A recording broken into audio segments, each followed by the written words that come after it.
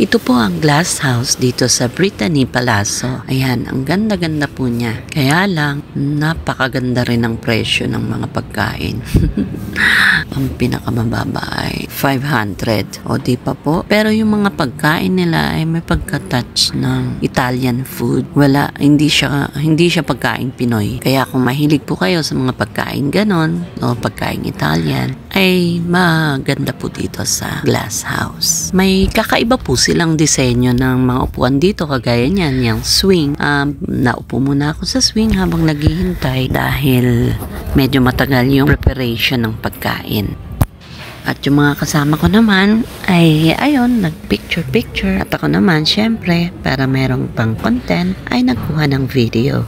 Yan, namimili po sila ng pagkain habang ako ay busy sa pagpipicture at pagkuha ng video. At syempre, kahit medyo shy ako sa camera, ayan, kinunan ko rin yung sarili ko. Finally, the most awaited part, dumating na rin ang aming pagkain. Medyo gutom na kami dahil sa dami ng aming nilakad sa araw na ito. Ayan, kaya tumigil na sila sa pagpipicture or pagkuha ng picture dahil nandyan na yung aming pagkain. Pero hindi pa po yan lahat, meron pa daw iba. At ayan, pati si kuyang waiter, kinunan ko rin, kaya ang ganda ng smile niya kasi alam niya na naka-video siya.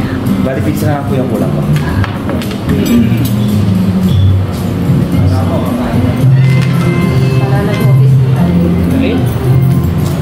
Mushroom.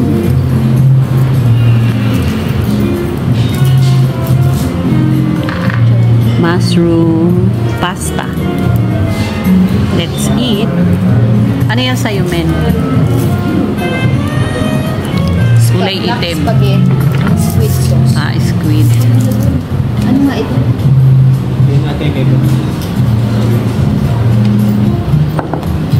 Yung verde.